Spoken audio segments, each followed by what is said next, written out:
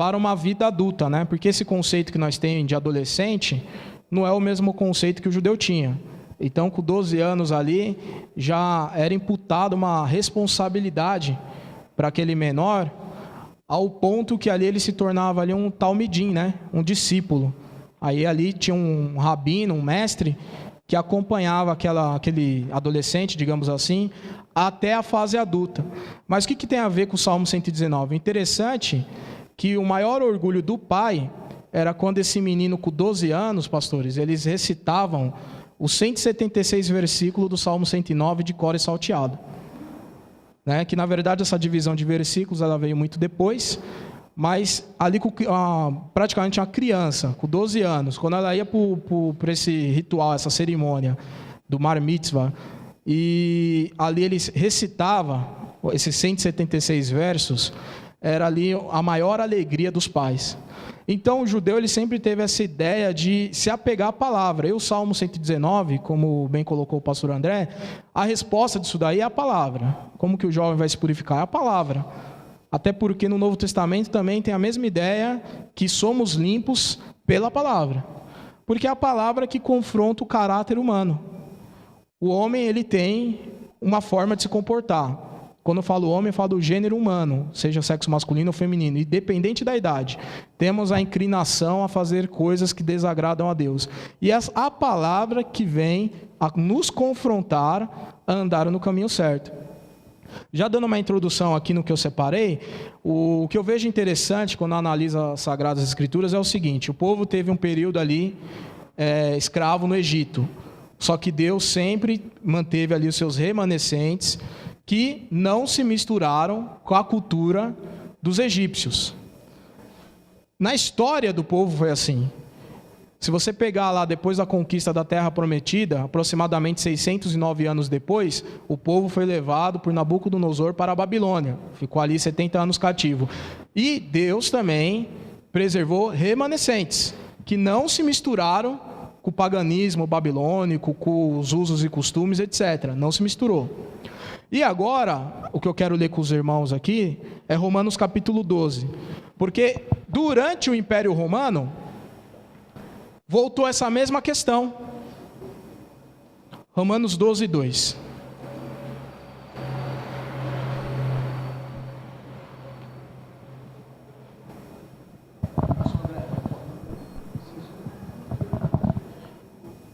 Eu vou citar alguns versículos e talvez vai ser colocado aqui para facilitar para vocês.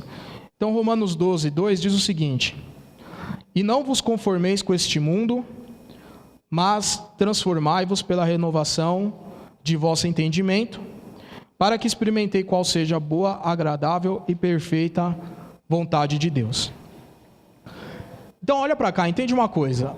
Aqui agora era o Império Romano, e Paulo escreveu a sua carta para mostrar àquela igreja que tinha jovens, adultos, idosos, que eles não deveriam se conformar. Aqui, se você pegar essa palavra conformados, no grego ela é escrita como sistematizo, que também pode ser traduzido na língua portuguesa como esquema. Então é mais ou menos como se Paulo estivesse dizendo: não entrei no esquema do mundo. E o mundo que Paulo falava ali era os romanos. Então Paulo estava advertindo ali a igreja, incluindo os jovens que ali faziam parte, os gentios daquela igreja, que eles não deveriam entrar no esquema de Roma. Aí você me pergunta, tá, o que isso tem a ver? O que tem a ver, irmãos, é que em todas as culturas, de todos os lugares, de todos os tempos, sempre vai ter uma cultura predominante e sempre vai ter uma cultura que, aos olhos de Deus, é amoral. Ou seja, não tem moralidade. Daí vem esse título, conflitos morais. Por quê? O seu conflito é com a sociedade. O seu conflito é com o sistema que a sociedade quer ditar como regra. Porque você não pode ceder. Que a história mostra isso. A história mostra isso no Egito, na Babilônia, em Roma e agora você. A história mostra isso. E eu coloquei aqui, fiz uma apostila para essa palestra, e eu coloquei um título aqui, primeiro tópico, a influência da escola. Porque a escola é formadora de opinião, sim ou não? Só que toda opinião que você aprende na escola, será que é a opinião de acordo com a palavra de Deus? É isso que você que tem que entender. Por exemplo, as diretrizes da educação no Brasil, ela é instituída pelo governo federal. Por isso que você tem lá o Ministério da Educação e Cultura. E ali, o governo, ele vai colocar o conteúdo programático do que vai ser estudado nas escolas. Só que o que acontece? Só um exemplo aqui, não vou falar de lei, mas em 2009, durante o governo do PT, o Brasil se tornou signatário da 11ª Conferência Nacional de Direitos Humanos, conforme decreto 7.037 de 2009, e o Brasil aderiu a algumas ideias, dentre as quais o Brasil se comprometeu a lutar pela descriminalização do aborto, que é o que está sendo discutido aí. Inclusive, recentemente, 15 dias atrás, um médico que fez um aborto clandestino estava respondendo pelo processo de crime de aborto, e o ministro, se não me engano, Barroso, no Supremo Tribunal Federal, absolveu dizendo que, a gestante só estava com 3 meses. Coisas que, há anos atrás, numa situação igual, esse cidadão seria condenado pelo crime de aborto. O que é isso? É uma nova ideologia na maior corte do judiciário. Mas são coisas que estão interligadas. Por quê? Porque existe, por detrás, uma ideia de se legalizar o aborto. E tem um decreto-lei para isso. Só que a população não sabe. De 2009. Também, o que está colocando aqui? Impedimento de uso de símbolos religiosos em estabelecimento público. Já teve problema, já. Ou seja, aquela cruz, apesar de não ser costume nosso, mais dos católicos, mas de algumas repartições públicas, já entraram com pedido para tirar do fórum. E ali foi julgado, por enquanto, que aquela cruz não simbolizava uma religião, mas simbolizava que a maior injustiça de todos os tempos, que foi a condenação injusta de Jesus Cristo. Então conseguiram temporariamente manter aquela cruz numa repartição pública. Mas a ideia é: não tire mais. Sempre falando, o Brasil é um país laico, então o Brasil não se confunde com religião. Estamos caminhando para isso. Dentro também desse Programa Nacional de Direitos Humanos está a união de pessoas do mesmo sexo. E de 2009 para cá foi quando a mídia, seja internet, televisiva, deu um up referente a essas discussões. Por causa que o Brasil está seguindo essa ideologia. E, por fim, a adoção de filhos por casais do mesmo sexo. Então, quer dizer, o governo PT ficou 14 anos, não estou aqui para falar de política, mas durante esse período do governo é que essas coisas foram introduzidas. Sobretudo também na educação. Você fazer uma busca rápida na internet, você vai ver a ideia do kit homofóbico que o governo queria colocar nas escolas. Aquilo ali não condizia com a idade. Eles queriam estar ali escancarando para crianças uma situação de homoafetividade que a criança às vezes não tem nem discernimento. Não preciso ir longe. Domingo passado, ou retrasado, salvo engano, passou no Fantástico a questão de um transgênero. Só que era uma criança. E ali aquela criança que é um menininho, que agora, entende-se, ele se enxerga como menina, foi no colégio, e ali a professora fez que todos os alunos aplaudissem aquela situação. Ali houve uma entrevista com o pai e com a mãe, falando, não, vamos apoiar e tal. Só que são novidades, porque a própria psicologia, e não estou falando de muito tempo atrás, coisa de 50 anos atrás no máximo, dizia que uma criança de 12 anos não tem ainda a sua capacidade mental, psicoemocional formada. Mas agora não. Agora está com 12 anos, o menino quer virar menina, vamos apoiar. Isso é o anseio social, mas o anseio social nem sempre vai coadunar com a palavra de Deus. Nem sempre. Aí vai gerar o conflito. E o governo ele quer investir na educação básica e na educação média, porque é onde está sendo feita a formação. Ou seja, vocês, adolescentes e jovens, o governo quer investir na ideia de vocês. Porque a ideia é influenciar o aluno do ensino básico e médio, que ainda está formando o seu senso crítico, preparando para que já nas universidades, sobretudo as públicas, venha receber uma visão de mundo diferente do que é uma visão cristã de mundo. E o que eu estou falando, irmãos, é uma coisa que ela está acontecendo assim em larga escala. Na minha igreja tinha 2 jovens que foram praticamente criados na casa do Senhor, teve aula de criança, adolescente, etc. O que aconteceu? Dois entraram no ensino médio e começou a modificar as ideias, porque ali foram propostas algumas discussões, e ali ele entendeu que a igreja é, entre aspas, preconceituosa em série de fatores. Ele começou a estudar um pouco mais filosofia e, resumo, um entrou faculdade de Direito, por sinal a mesma que eu sou formado, e o outro entrou na faculdade de Ciências Políticas, Ciências Sociais. Um agora virou ativista do movimento LGBT e o outro virou ateu. E foi um baque para a mãe, né? Uma mãe que está há 50 anos na igreja, criou o filho na igreja, e aconteceu isso com os filhos dela. Mas o que aconteceu? Ele tinha a teoria da palavra, mas ele não tinha estrutura. Ele não tinha convicção do que ele acreditava. E o que eu estou dizendo não é novidade. Tem um instituto que você pode pesquisar na internet chamado CEPAL, Instituto CEPAL, de Pesquisas Evangélicas. E esse instituto diz que a cada 10 jovens que entram na universidade, apenas 2 que se formam continuam sendo cristãos. É desproporcional, né?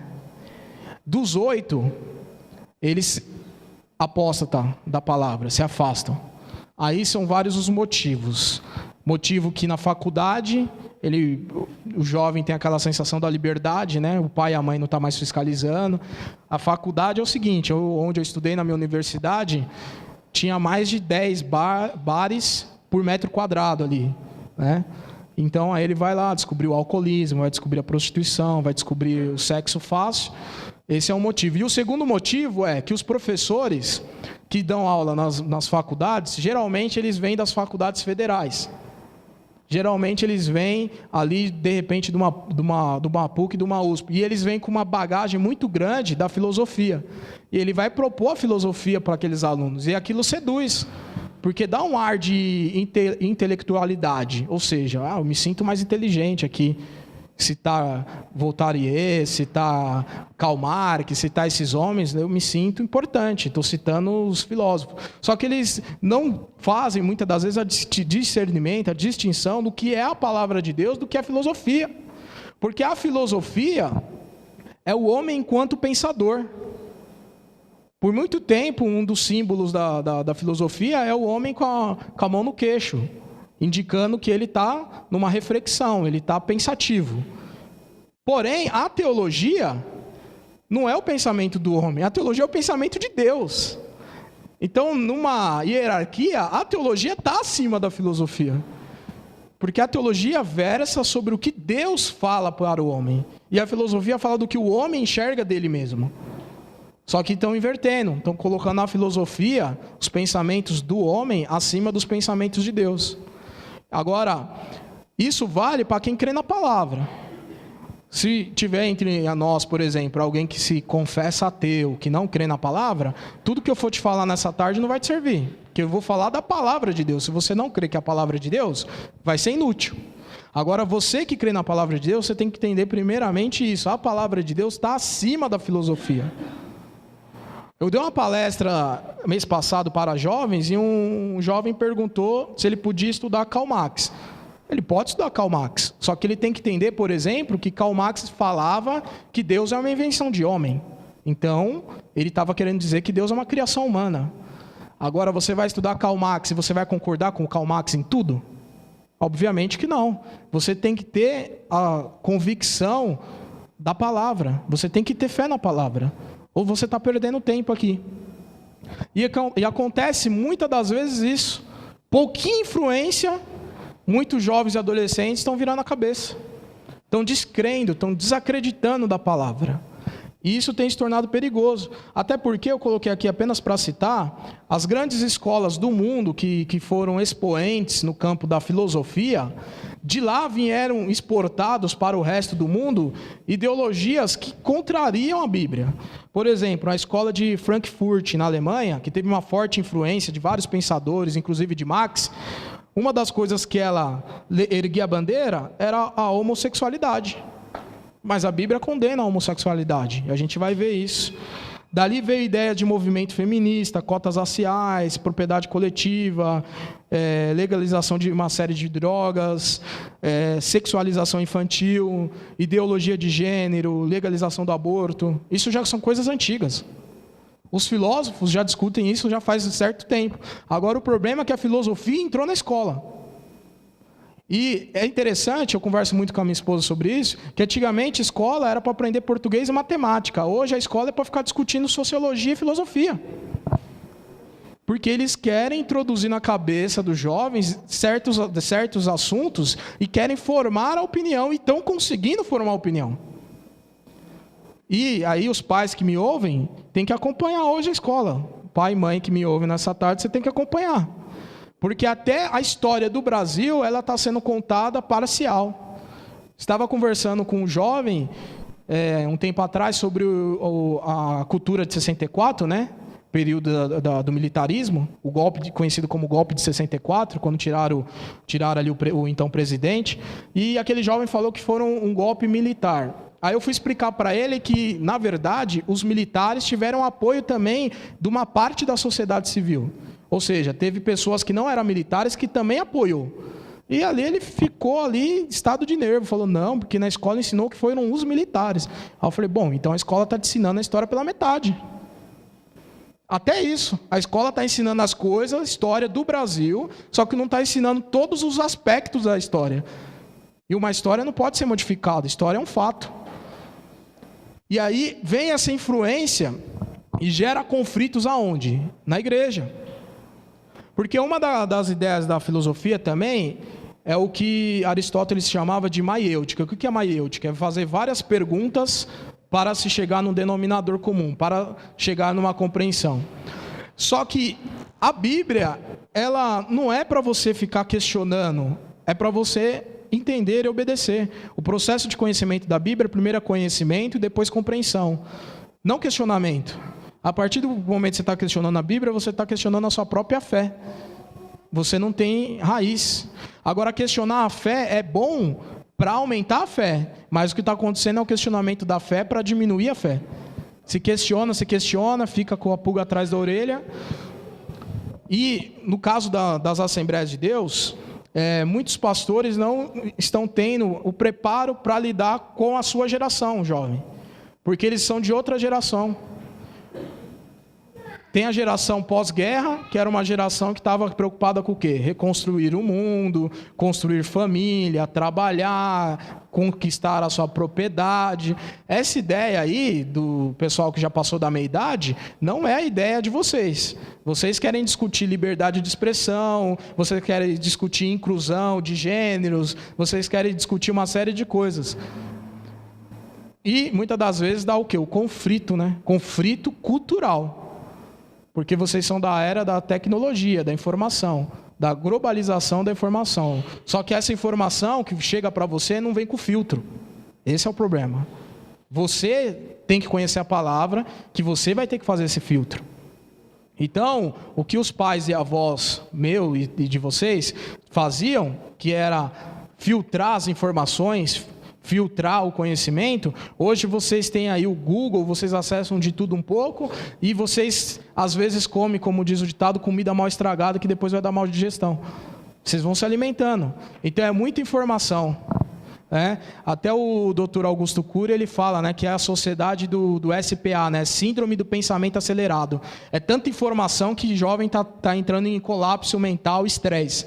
Que é muita informação, coisa que há 50 anos atrás não tinha.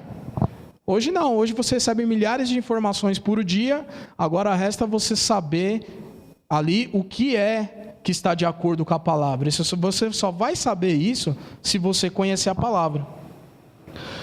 Também aqui eu coloquei, temos ouvido os relatos de professores censurando alunos. Isso tem ocorrido. Se você pesquisar, você vai ver isso. Um amigo nosso do grupo, que está também se formando em teologia, teve que ir numa escola lá no Rio de Janeiro, pediu praticamente uma audiência ali com a diretora e uma das professoras, e o negócio quase que virou caso de polícia. Por quê? A professora em sala de aula fazia uma dinâmica, colocava os alunos em roda, e ali começavam a questionar questões sobre gays e lésbicas, etc. E queria saber as opiniões do aluno, aí tinha aquele jovem que era cristão, aí ele deu a posição da Bíblia naquele debate, e ali a professora mandou ele calar a boca. Ó, cala a boca que você está falando bobagem. Aqui não é para você falar isso aí. Agora, então, aonde está a democracia da opinião? Se chegou ao ponto da professora censurar um aluno, se ele está dando a opinião dele, então não é uma consciência que eles estão querendo fazer, é uma imposição. E tudo que é imposto é uma ditadura. Então eles vêm com aquela ideia, não, estamos só fazendo a conscientização. Não estão fazendo a conscientização, estão fazendo lavagem cerebral e ditadura. Porque se você tiver uma opinião contrária, você vai ser censurado. E, inclusive, teve um professor cristão de uma universidade federal, salvo engano, da Paraíba, que ele foi falar de Deus na escola, e ali houve uma série de protestos dos alunos, com o apoio de outros professores, que queriam fazer com que aquele professor fosse demitido da escola.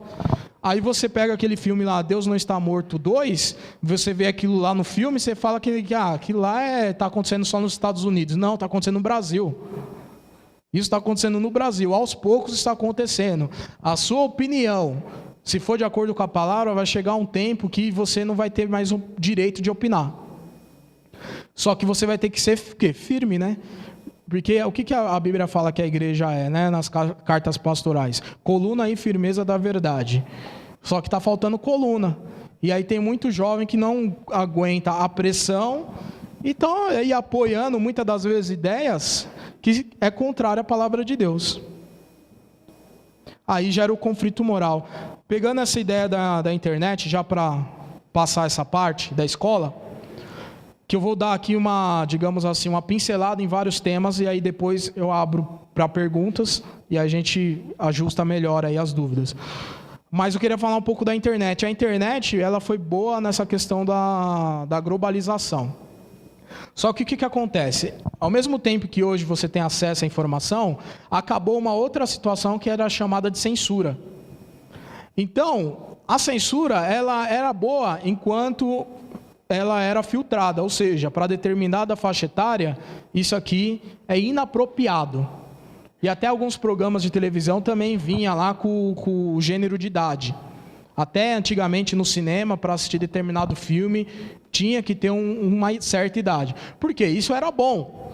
Porque, em outras palavras, a sua idade não corresponde para você ter acesso a esse conteúdo ainda. Você precisa ter uma base para você receber determinados conteúdos. E a internet acabou com tudo isso. Acabou. Então, hoje, independente da idade, se é criança, adolescente, já acessa coisas que não era para estar acessando agora.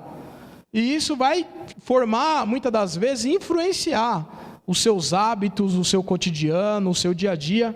Eu coloquei apenas para ilustrar o tamanho da rede internet hoje, alguns dados que eu vou citar aqui, apenas para ilustrar, né? Fala aqui, 7 bilhões de pessoas que tem no mundo. 2,2 bilhões estão online. Então, 2 bilhões de pessoas estão online. Hoje, 247 bilhões de pessoas têm e-mail.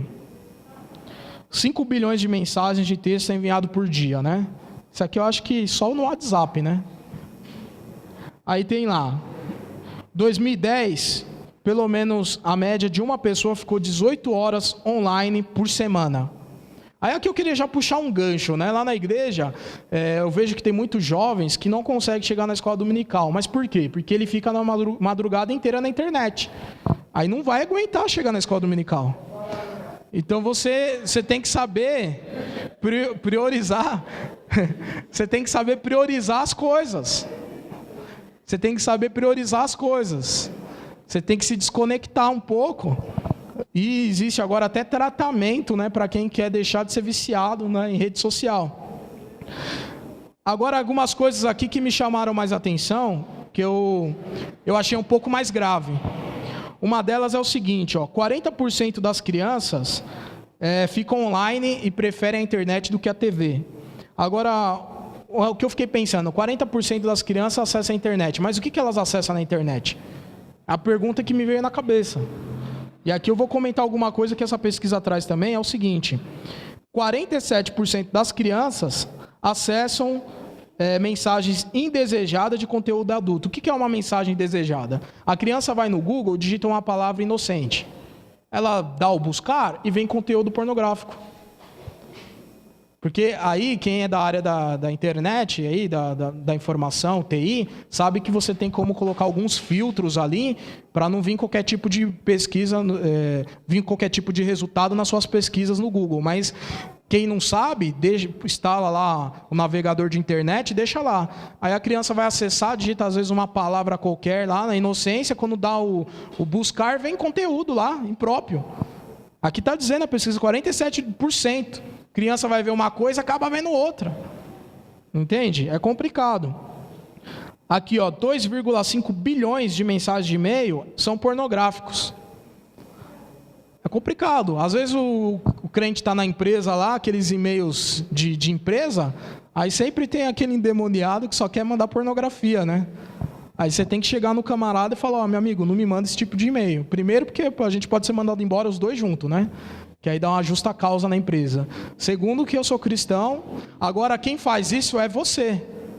Você que impõe limites à sociedade, você que impõe limites às pessoas, você que impõe limites às amizades. Agora, o problema é que tem pessoas que estão deixando se levar. E estão deixando se levar. Essa é a grande questão. Ó, estatísticas mostram que a idade média de ver pela primeira vez pornografia é 9 anos. A média. Com 9 anos... já vê pornografia. Irmãos, o que eu tenho dado muitas palestras, eu tenho dado bastante palestra para jovens, mas eu falo muito para os pais também, que a geração dos pais não é a geração dos filhos, como eu já disse. E às vezes os pais tiveram uma infância inocente mesmo, de brincar lá, quem sabe quem é pai hoje, o negócio dele era empinar pipa, brincar de bolinha de gude, a mãe era pular amarelinha, pular corda. Meu, esquece, as suas crianças estão vendo coisas que não devem. É estatística, não adianta dizer que não. E eu estava numa aula de atualização do Código de Processo Civil e o professor contou um caso que virou processo, que a menina estudava na escola, nessa faixa, 9, 10 anos, e ali elas tinham umas brincadeiras, como fosse aquele verdade desafio de anos atrás, né? Que o maior desafio era dar um selinho, né? Que era uma bitoquinha na boca. Hoje as coisas é outra coisa. Criança de 9 anos. E ali fizeram a brincadeira, aí quem perdia, a menina tinha que pegar o celular, aí que tá, né? Você dá celular para a criança, você não tem como controlar. A criança tinha que pegar o celular e tirar a foto da calcinha, quando não sem calcinha. E mostrar e mandar para o garoto, no caso. Para o garoto que ganhou o desafio lá. Só que numa dessas, a menina tirou a foto dela, né? E ela estava com o celular do pai. E aí deu um rolo lá que acharam o celular do pai e aí acusaram de pedofilia. E aí foi um rolo danado que aí envolveu a escola, e a escola mandou para a delegacia mandou para o promotor mandou para o juiz, e agora chama esse cara aqui, vamos dar uma cana nele, esse sem vergonha, esse safado. E aí o advogado teve que entrar até rastrear tudo, descobrir o que era, o que não era, e para ouvir criança em processo, que quem é da área jurídica sabe que é meio complexo, tem que ter a concessão do juiz, uma série de coisas, por causa de uma brincadeira que a menina ia lá e tirava foto da parte íntima. Criança. É aí que está o negócio, né? Então, outra coisa, 90% entre 8 e 16 anos já viu pornografia. 77% dos adolescentes de 18 anos viu pornografia na internet. 80% de 15 a 18 anos foram impostas a pornografia ao extremo. Quando eu vi isso na pesquisa, a pornografia ao extremo, porque o que você pensa que é pornografia, pai, não é nada. É conteúdo erótico para essa turma. E o que eles pensam que é pornografia já é pesado para muita gente. Agora, quando eu li esse pornografia extremo, eu fiquei pensando, o que é isso, né? O que será que estão acessando? Agora, se você for ter ideia, existe no Código Internacional de Doença as parafilias. As parafilias são todas aqueles desvios mentais que a pessoa ela só consegue ter um prazer sexual, fazendo determinadas coisas que não é, digamos assim, a relação comum, né? Para falar de uma forma mais branda aqui. E aí você pega aquela lista ali, que são doenças, né? Segundo a Organização Mundial de Saúde, é colocado ali como uma doença. Tem coisas ali que você fala, não é possível. que a pessoa ela tem que se submeter a uma situação dessa para dizer que ela está tendo uma satisfação sexual. É coisas assim. Agora, estava no grupo dos obreiros comentando sobre isso, e eu joguei essa questão no grupo dos obreiros, falando, será que na igreja não tem essas coisas diferentes? E aí um obreiro lá, não sei se o pastor André viu, disse que quando ele estava dirigindo uma igreja em Minas Gerais, ele teve que excluir um obreiro, que o obreiro ele mantinha a relação com o animal. Então você fala, isso não tem na igreja, irmão. Aí a gente quer que venha o profeta de Deus para revelar e tal, irmão. Está na palavra. Deus não vai sair pegando ninguém aí, um por um aí. Deus ele vai te corrigindo na palavra. Agora, uma coisa eu acredito, o inferno ele é real. E você tem que cuidar da sua alma. Né? A gente cuida da parte, né? Muitas das vezes o jovem adolescente cuida da parte física, né? O estereótipo, o exterior, ficar bonito, bonita. Mas você tem que cuidar, sobretudo, da tua alma, né? Você tem que purificar os seus caminhos. Porque, às vezes, é melhor viver 70 anos de castidade e passar uma eternidade com Deus, do que viver 70 anos de libertinagem e passar uma eternidade sem Deus. Então, você tem que pesar isso na balança. Então, aqui, a indústria adulta diz que 20% a 30% de tráfego de dados na internet vem das crianças. Já é um número alto, né? Existem 1 bilhão de páginas web pornográficas. 1 bilhão, irmãos. É muito zero aí para pôr nesse número. Então, 67% dos homens e 49% das mulheres pensam que pornografia é aceitável. Irmão, eu não estou falando de pesquisa fora da igreja. Teve uma feira chamada Erótica, há 2 anos atrás, lá no Expo Center AMB, e dentre os boxes que tinham ali, fazendo exposição de produtos eróticos, havia um box de um casal, e esse casal era da Congregação Cristã do Brasil. E o diferencial do box dele ali, na feira inteira, era que ele dizia o quê? O merchan dele: oferecemos produtos para evangélicos. Esse era o diferencial. E ele deu a entrevista e falando, olha, o diferencial da minha empresa é esse. Esse é o diferencial da minha empresa. E foi mó, né, bafão, né? Passou na TV, na internet, coisas assim. Agora o que acontece? Deus é sabedor e conhecedor de todas as coisas. O pastor não sabe, eu não sei, mas Deus conhece a sua mente. Deus ele sabe da sua mente. Deus ele conhece. Eu lembro que uma vez numa palestra, o jovem foi querer falar sobre a poluição noturna, né? Os meninos. Que é quando você libera ali o seu espermatozoide, que é uma coisa do corpo humano. Você está com o seu corpo em mudança. Só que ali ele veio querer falar... Eu não estou falando muito aberto não, né, pastor? Palestra para jovens, se não você ficar muito cheio de segredinho, que a turma está muito esperta, né? Tem que falar aberto. Então, aí, voltando aqui. Aí o jovem veio questionar o seguinte, que ele tinha sonhos eróticos, e ele quis dizer que esses sonhos eróticos dele era normal, porque ali fazia parte do processo da mudança do corpo dele. Ele está misturando uma coisa com a outra. A poluição noturna, ela que é chamada poluição noturna, porque o jovem libera ali o espermatozoide quando está dormindo, é uma coisa biológica. Agora, os sonhos não é uma coisa biológica. Os sonhos é o quê? É quando a mente entra no estado de consciência e ela projeta coisas que estão na memória, armazenado na memória. Então, se ele só consegue sonhar sonho erótico, é porque ele só acessa isso quando ele está o quê? Consciente, quando ele está acordado.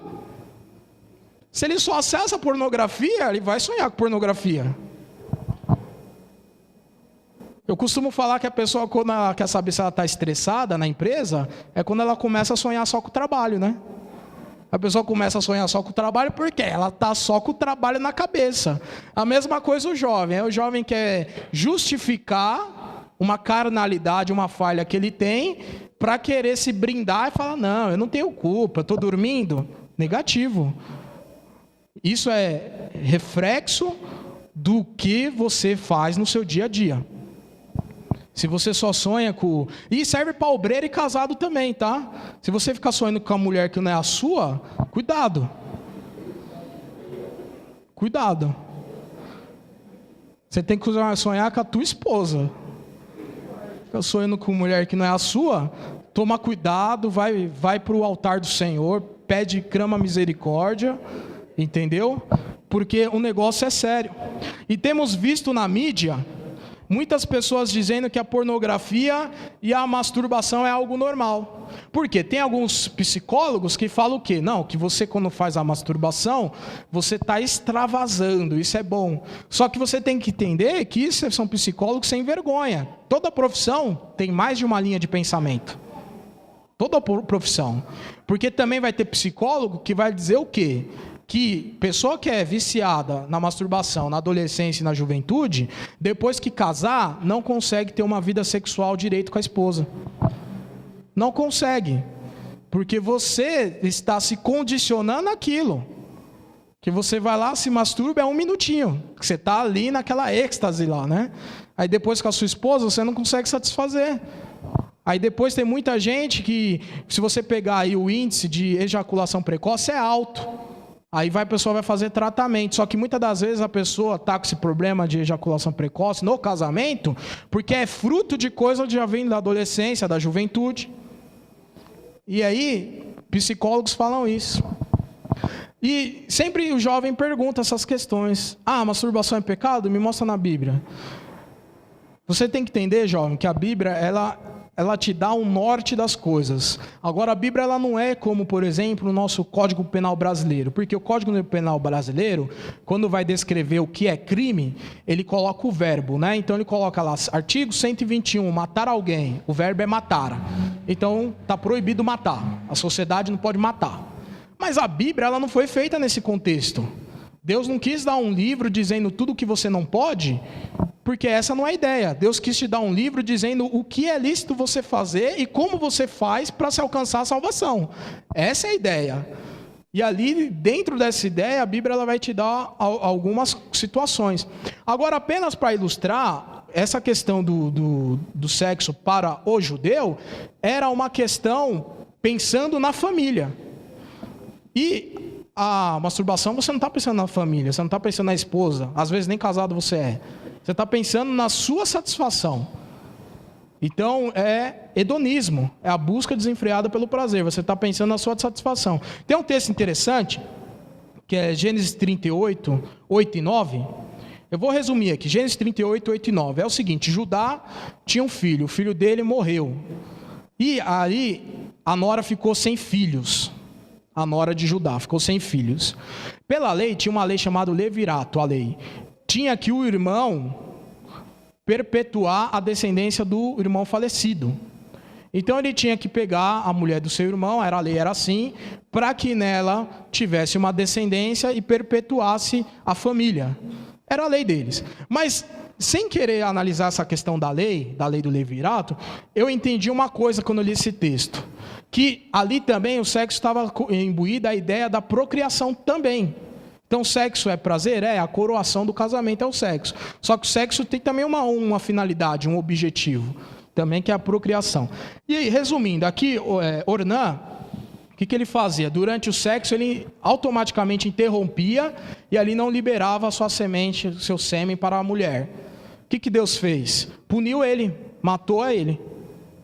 Pode observar Gênesis 38, verso 4, verso 8 e verso 9.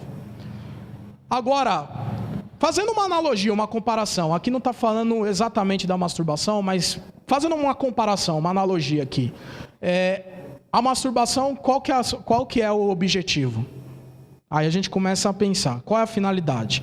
Não é finalidade para ter filho, não é finalidade para satisfazer a esposa. É finalidade só para te satisfazer. Dentro disso e dito isso, você mesmo vai chegar à conclusão que não é uma coisa correta. Agora eu não preciso chegar para você e falar, olha, no capítulo tal, no versículo tal, está escrito, não masturbarás. Não vai ter isso na Bíblia, irmão. Você está entendendo? Não vai ter isso na Bíblia. E é menino, é menina, viu? que na minha igreja uma moça foi disciplinada porque confessou para o pastor que pegava o desodorante e não passava nas axilas. Você já entendeu, né? A coisa é séria. A coisa é séria. Parece piada, mas é séria. Agora, e a sua alma? Né? Isso agrada a Deus? Não agrada. Agora Paulo fala o quê? A gente aprendeu um trimestre inteiro sobre as obras da carne. Então Paulo fala no Gálatas capítulo 5, versículo 19, acerca da lascívia. Então a lascívia ela passou a integrar a natureza humana após a queda de Adão e Eva no Éden. O que é a lascívia? A lascívia é o intenso desejo focado na satisfação imediata e no apetite sexual. Então uma das formas de fazer a lascívia é a pornografia. A pornografia tem sua origem na lascívia. A prática da pornografia é um tipo de hedonismo, que significa a busca desenfreada pelo prazer através da lascívia. É como uma droga, ela oferece prazer instantâneo e te vicia. Isso é tão sério que tem adolescente que fica literalmente viciado, não consegue nem comer. Aí às vezes você vê algum adolescente aí que está emagrecendo, o pai leva no médico, faz exame, o médico não descobre nada, sabe o que é? Ele não se alimenta, ele não está comendo. O negócio dele é pornografia e masturbação. Então você, pai, você, mãe, você tem que saber detectar as coisas. Você tem que conhecer seu filho. Porque isso aqui é como uma droga. Para se libertar, vai envolver um trabalho psicológico, vai envolver um trabalho espiritual. Você tem que se libertar disso daí. Que tem pessoa que não consegue nem estudar. Vai lá na escola, tira 0. Que ele não consegue, a mente dele está totalmente deturpada. Então a maioria dos jovens e adultos de hoje, que são presos, né, viciados em pornografia, se tornaram viciados em idade precoce. A pornografia é muito mais apenas do que uma imagem de nudez, destrói seus relacionamentos com Deus e com seu cônjuge, né, para quem é casado. Quando se exercita a lascívia usando a pornografia, essas cenas se enraizam na memória. Então, uma vez entrou na memória, você não vai ter mais amnésia, está na tua cabeça. Você pode não buscar isso mais na tua cabeça, mas está lá, em algum lugar. Consequências desse hábito, né? Faz com que você enxergue as pessoas como meros objetos sexuais. Cria a ideia de usar e descartar as pessoas após alcançar o prazer imediato. Alimenta a mente de pensamentos pervertidos, registra imagens na memória definitivamente, afeta a minha identidade, ou seja, quem sou eu, gera remorso, estimula uma vida dupla na igreja, ou seja, dupla personalidade, na igreja é uma coisa, fora da igreja é outra, e o mais importante, né, entristece o Espírito Santo de Deus. É pecado. E o pecado é o que faz divisão entre você e Deus. Apenas para colocar aqui, o que você precisa fazer para começar um trabalho de libertação. Porque é interessante, às vezes eu vou nessas campanhas e me chamam muito, na verdade me chamam para fazer tudo que é tipo de trabalho, né? Graças a Deus por isso. Eu falo para adolescente, para jovem, para casal, para obreiro, e de vez em quando me chamam para essas campanhas, e aí fala lá, campanha de libertação. Irmão, campanha de libertação não é o culto que vai te libertar não, é a palavra.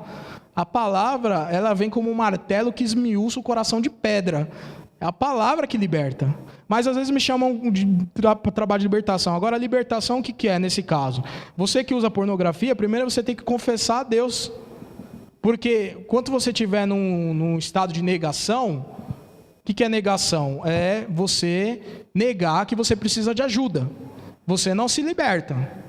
Foi dito aqui Salmo 51. Você não se liberta. Até tratamento com psicólogo, eu não sei se tem alguém aqui com registro no Conselho Regional de Psicologia, não sei se tem aqui alguém nessa tarde, mas até o psicólogo, para fazer uma terapia com você, ele vai te perguntar qual que é o seu problema, qual que é a visão que você tem sobre esse problema, para ele poder começar ali a iniciar qualquer tipo de tratamento. Agora, se você vai no psicólogo e fala que não precisa de ajuda, o tratamento nem começa. Eu falar, não, você acha que você está bom? Como é que eu vou iniciar um tratamento? Então você tem que reconhecer. A mesma coisa Deus, para trabalhar no seu coração, você tem que reconhecer a sua condição e buscar uma libertação. Um segundo passo que eu poderia colocar aqui, seja criterioso nas escolhas de filmes, DVDs, acessa sites, revistas, o que você ouve, o que você vê. Você vai ter que fazer uma triagem de tudo que você tem acesso. Porque o menino, ele tem aquela questão da testosterona, né? Tá produzindo muito hormônio, a menina também, vem a questão da menstruação e tal. Então, isso mexe com os hormônios. Mas é provado cientificamente que isso afeta mais nos homens. Os homens é muito visual e as meninas é muito audível. O que mulher ouve é o que mexe com ela. O homem é o que ele vê. Então, isso vai mais para os homens. Você tem que ter cuidado com o que você põe diante dos seus olhos. Tem que fazer um filtro. Tem que fazer um filtro disso daí. A terceira coisa que eu coloquei aqui, não se acostumar com o pecado. Não se acostumou com o pecado, irmão, aí você tem a morte espiritual rápida. Aí chega ao ponto que você é um morto na igreja, só vem para a casa de Deus a carcaça. Você está aqui só de corpo, mas seu espírito já está derrotado. E aí o inimigo não está preocupado de você se desviar no sentido estrito da palavra, ou seja, de você não vir mais para a igreja, não. Está preocupado não. Você pode até vir para essa casa aqui de oração, para essa igreja, se você tiver morto espiritual, para o inimigo é melhor ainda, que você está enganando a você mesmo.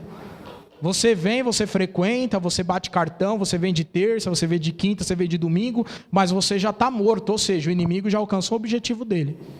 Ele não está preocupado se você vem ou não vem, ele está preocupado se você está vivo, espiritual. É isso a preocupação dele, porque se você está vivo, ele vai estar sempre lançando dardos envenenados, satânicos, para te matar. Vai estar sempre jogando setas, vai estar sempre te tentando para aniquilar a sua vida espiritual. Agora, se você está na igreja e você já está morto, e a igreja tem uma coisa muito séria que eu costumo dizer, que são pessoas mortas que pensam que estão vivas, né? Você entra numa religiosidade, ou seja, num tradicionalismo. Você vem no ensaio, você vem nesse congresso, mas a palavra não mexe com você, ela não te confronta. E se a palavra não te confronta, significa dizer que você está morto. Porque a palavra tem que te confrontar. Quando você ouvir a palavra do pregador e o pregador tiver insinceridade na palavra, isso tem que bater de frente com você. Você tem que sentir um impacto e você tem que parar e pensar, eu preciso melhorar. É por isso que você vem na ceia do Senhor e fala, examine-se, pois o homem a si mesmo, ou seja, é um inventário espiritual, é olhar para dentro de si. E o salmista ele diz, Senhor, vê se há em mim algum mau caminho e endireita as minhas veredas. Se você não faz essa oração é porque você já morreu. Porque quem está vivo está sempre clamando pelo sangue do Senhor. Quem está vivo está sempre pedindo misericórdia. Senhor, me ajuda a vencer as tentações. Se você não faz essa oração é porque você já está morto.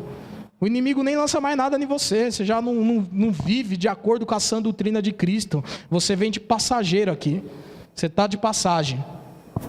Então, cuidado para você não cair nesse marasmo aí. O que a Bíblia diz? Primeira carta de Coríntios 6, 18 e 19 diz o seguinte: fujam da imoralidade sexual. Vocês não sabem que o corpo de vocês é templo do Espírito Santo? É uma pergunta. E aqui também ele fala, Romanos 13, 14. Não procurem satisfazer os maus desejos da natureza humana de vocês. Não procura. Você não está nessa terra para ficar satisfazendo desejos. Você está nessa terra porque você está de passagem aqui, porque existe a vida após a morte. A alma tem a imortalidade. E você vai ter uma continuidade. Agora, tem muito a ver com essa vida. Ou totalmente a ver com essa vida. E aí eu coloco aqui o seguinte, não se deixe convencer por argumentos que tentam minimizar o seríssimo problema da pornografia, como eu estava falando dos especialistas, né? Não é uma válvula de escape para o seu desejo sexual, mas isso te vicia, domina a sua vontade, domina a sua mente. E aqui Gálatas capítulo 5, versículo 13 diz assim, vocês foram chamados para serem livres, mas não deixem que essa liberdade se torne uma desculpa para permitir que a natureza humana te domine. Então, cuidado com a liberdade.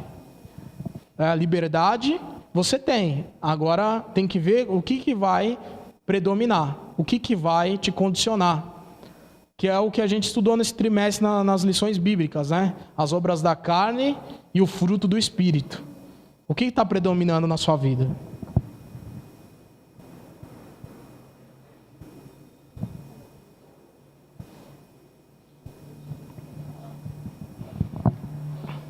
falar um pouco aqui sobre também a carta de Paulo aos Gálatas, capítulo 5.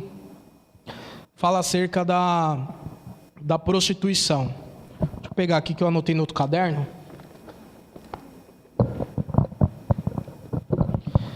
Essa prostituição no grego, porque o Novo Testamento, para quem não sabe, foi escrito no grego.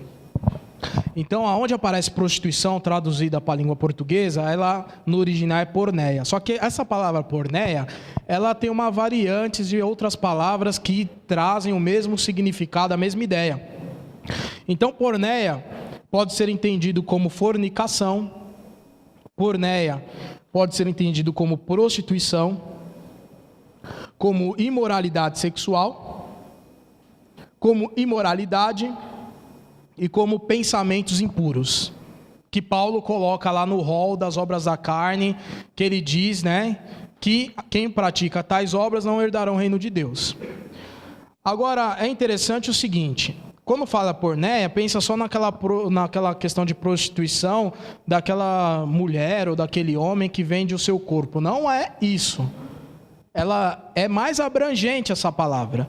Ela tem mais a ver com as relações ou os relacionamentos sexuais ilícitos e morais. Eu apenas para citar, quando o judeu ouvia falar sobre essas questões, o judeu já tinha na lei dele, Levítico e Deuteronômio. Eu tenho as referências aqui, mas são um monte aqui para ganhar tempo. Então ele já entendia aqui adultério, como porneia, sexo antes do casamento, o estupro, tomar a mulher do pai, ou ao contrário, a menina tomar, ao contrário, o incesto, que é relações, pessoas, mesmo parentesco, e aí a Bíblia fala os parentescos que tinha, que eram proibidos, bestialidade, que seriam as relações com animais, e o homossexualismo. A Bíblia já condena. Então, eu vou daqui a pouco falar sobre o homossexualismo, mas já adiantando, essa questão do homossexualismo discutir na igreja é novo, porque a Bíblia já condena desde sempre. É que estão querendo usar subterfúgios para encontrar brechas, para querer dizer que é permitido uma coisa que a Bíblia sempre proibiu. Mas havia todas essas relações. E é interessante que Paulo, ele fala muito para os gregos e os romanos. Paulo é chamado de o apóstolo dos gentios. Então, as cartas de Paulo, sobretudo, era para gregos e romanos que estavam ali imbuídos numa cultura. E no começo da minha fala, eu li Romanos 12, 2. Não vos conformeis com este mundo. Então, era o Império Romano. Agora, apenas para ilustrar, eu coloquei um pouco da história aqui, vou comentar, o que os romanos faziam. O que era a sociedade romana? Então, para você ter um espelho, uma comparação, você pega pelos próprios imperadores. E a história diz, tem um historiador chamado Gibbon, ele fala, por exemplo, que dos 15 primeiros imperadores, o único que era normal era Cláudio. Os outros 14 faziam coisas anormais. E aqui eu vou citar algumas. Por exemplo, Júlio César tinha um amante que era o rei Nicômedes. Então, Júlio César tinha um relacionamento homossexual. Nero, por exemplo, casou com um jovem, esse jovem era castrado, com o nome de Esporo, e esse jovem já tinha sido casado com outro escravo chamado Doríforo. E olha só o que a história diz, A história diz que chegou ao ponto deles fazerem amor em praça pública na frente dos seus súditos, e ali o seu amante imitava as lamentações de uma virgem, perdendo a sua virgindade, e fazia encenações em público e os atos mais íntimos dessa união. Quem cita isso é um historiador chamado Suetônio. Isso aqui é história de Roma, está nos livros. Isso acontecia. Adriano, por exemplo, tinha uma paixão por um jovem chamado Antinos. E a história diz que Antinos morreu afogado. E o amor de Adriano era tão grande por esse jovem que ele mandou endeusá-lo, aquele jovem, e criou oráculos para clamar a um suposto deus em nome desse jovem. História aqui dos Augustos. E tem aqui um jurista chamado Alexandre Severo, que ele quis colocar uma lei em Roma para proibir práticas desse tipo, só que aqui a história diz que ele desistiu, porque era algo tão enraizado na cultura do romano, que ele entendeu que mesmo se ele colocasse leis para proibir isso, seria feitas as mesmas coisas em oculto, e ele não ia ter êxito nenhum. Era essa a sociedade de Roma, nos imperadores. Agora, se você for aprofundar sobre a história de Roma, primeiro que os banheiros para os plebreus, o pessoal que não era da nobreza, que não tinha dinheiro, eram os famosos banheiros públicos, e para se tomar banho tinha os famosos piscinões. E ali os romanos iam ali fazer as suas necessidades fisiológicas, suas necessidades básicas, ou até mesmo a sua higiene, tomar banho, e ali tinha as suas orgias, seus bacanais. Ia lá, homem, mulher, tudo peladão lá, usar o banheiro, tomar banho, e ali acontecia de tudo. Acontecia de tudo. Isso era a sociedade em Roma, e a igreja estava no meio dessa sociedade. Por isso que Paulo fala para essa igreja: não se conforma com essas coisas. Não entra nessa pilha, né? Em outras palavras, não entra por esse caminho. E Deus, ele agiu com certo juízo. Você pegar a história de Pompeia, aquele vulcão, acho que é Vesúvio, o nome do vulcão, quando ele entrou em erupção, não sobrou um habitante sequer. E até depois os arqueólogos ali descobriram corpos petrificados por causa do vulcão, muitos ali prostrados aonde era os altares dos deuses gregos pagãos daquela época, gregos romanos daquela época. Deus, ele vem com juízo. Deus, ele não avisa quando. Pegou aquele povo, que Pompeia era uma cidade veraneira, né? Então ali os magnatas da época, da nobreza, ia lá, levava um monte de prostitutas e ia para lá se prostituir, né? E Deus mandou o juízo sobre aquela cidade, a condenação. Agora, a sociedade brasileira, ela está caminhando para o quê? É aí que está a pergunta. E nós, Igreja de Jesus, seja independente da idade, vamos fazer a resistência ou a gente vai ser conivente? É aí que está a outra pergunta. Que Paulo, ele queria fazer com que a igreja fosse resistente. Até aquela ideia dos cabelos, porque o judeu, para o judeu, a mulher ter cabelo crescido era como se fosse o véu, que alguns interpretam errado. Por isso você vê na casa cristã do Brasil, as mulheres usam o véu, mas também as mulheres só usam o véu na reunião, né? Do lado de fora não usa. Mas para o judeu, a mulher, o cabelo crescido, ela era ali um respeito para a mulher. Agora, os gentios não, muito pelo contrário. Aí você vê que lá em Coríntio tinha um templo pagão, a deusa Diana, e naquele templo pagão tinha as prostitutas adoradoras. Por que prostitutas adoradoras? Porque elas se prostituindo ali, elas ficavam na porta do templo, ali elas entendiam que elas estavam adorando a deusa. Porque eles sempre fizeram essa relação de sexo, né, com a adoração a Deus. Isso já é antigo. Os próprios poste-ídolos de Baal, ali tinha-se a ideia que simbolizava o órgão de Baal. E quando Baal fazia chover sobre a terra, é como se Baal estivesse liberando a semente sobre a terra. E ali se adorava. O paganismo entendia isso. E a própria cultura grega, as esculturas, os seus artistas, gostavam de fazer o quê? Homens nus, mulheres nuas. A ideia deles era libertinagem total. E Paulo vem agora, na sua carta aos Romanos, se você pegar no capítulo 1, ele já vai certeiro nessas questões. Nessas questões da prostituição. Aí, o que acontece? Só que antigamente, essas questões do paganismo, tinha pelo menos um pano de fundo, que eram os falsos deuses, digamos assim. Agora, no nosso meio, não. No nosso meio, a prostituição está dentro de algumas igrejas evangélicas, e agora já tem igreja evangélica querendo patentear uma série de comportamentos, querendo dizer, não, Deus não está se importando com isso. É aí que mora o perigo. Deus sempre se importou. Se Deus não muda, né? Malaquias já fala isso. Deus não muda. Por que agora ele vai mudar? Ou será que é a sociedade brasileira que está mudando? E Deus sempre foi muito conservador. E era isso que eu queria falar sobre sobre prostituição, falar aqui rapidamente sobre o sexo antes do casamento.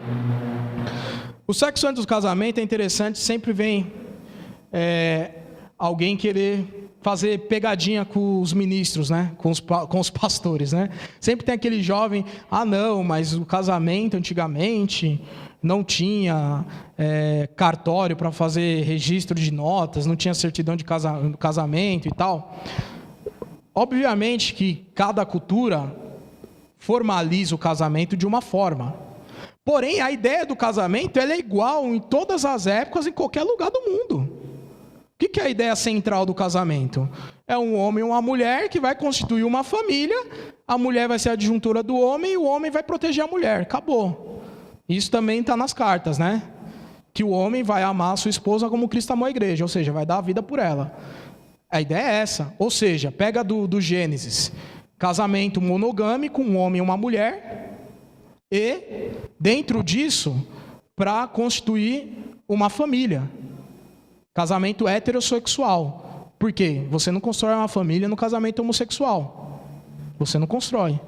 Agora a sociedade mudou. Os próprios patriarcas tiveram um período ali que tinha-se uma lei da época, que era para, muitas das vezes, se garantir, no caso, os herdeiros, que se a mulher fosse estéril, ele podia pegar uma concubina. Que a gente lê isso. Agora você tem que entender que em momentos da história da Bíblia, Deus não estava ratificando determinadas coisas. A gente tem uma interpretação errada, muitas das vezes, a analisar a palavra de Deus. Então, muitas coisas que estão registradas na palavra de Deus, não quer dizer que foi um modelo de Deus. O modelo de Deus, quando você vai ver, é o que está no Gênesis. Porque se Deus quisesse que Adão tivesse 2 mulheres, ele já tinha feito desde o começo. É raciocínio lógico. Desde o começo ele já tinha colocado Adão e arrancava lá as 2 costelas, sei lá como é que ia ser. Mas não, foi uma costela só. Então, o casamento monogâmico e heterossexual. Né? Porque se você, eu ia falar mais à frente, mas só para comentar aqui, se você pegar um casal homossexual, vamos supor que eles vão inaugurar um país. Então, segundo a lei, para você ter o país, o que você vai precisar? Primeiro você vai precisar de um território. Então vamos lá, damos uma ilha para o casal. Então eles vão ter um território. Segunda coisa, para ser um país, vocês têm que ter uma bandeira. Eles já têm a bandeira deles lá, que é o arco-íris, que é até uma distorção do arco-íris que se revelou em Noé, né? Que era o arco da aliança, agora virou um arco do movimento LGBT. Então eles põem a bandeira deles lá. Aí você tem que ter a população. Por enquanto tem 2. Daí vem a pergunta, quanto tempo vai durar esse país? 100 anos no máximo? Vai acabar. Vai acabar o país. Você está entendendo que tem coisa que é raciocínio lógico da coisa? E a Bíblia já fala. Então Deus, muito pelo contrário, a ordem de Deus ali para o casal é multiplicai-vos. E aí, o que acontece? Aí entra essa questão da adoção. Não, vamos adotar. Que também no Brasil é a maior hipocrisia, né? Que só quer se adotar bebê brancos e de olhos claros. Ninguém quer adotar um garoto de 12 anos que é negro, né? Mas palestra para outro dia. Mas, de qualquer forma, o casal homossexual ele quer adotar. Então a coisa não funciona, porque não é o modelo, não é o padrão instituído por Deus. E o casamento, voltando à ideia do casamento, era isso. Agora, a fornicação que tem hoje, o que é? É o sexo com uma, com outra, e não se pensa numa ideia de constituir família. Não se pensa. Aí sempre tem um jovem espertão, então se eu sou noivo eu posso? Então já casa, meu filho. Assume a responsabilidade. Como diz meu pai, né? Seja homem. Ninguém está proibindo você de casar, só que você vai ter que depois aguentar o tranco. Vai ter que sustentar a sua família. Agora, se você quer pôr os carros nas frentes dos boi, então você casa. E Paulo já fala isso. Se não se aguenta, não se abrase, né? Então você tem que casar, vai constituir sua família, vai seguir sua vida. Agora, só a cultura dos judeus era interessante para você ver que não era como hoje. Havia aprovação da família, havia aprovação do sacerdote.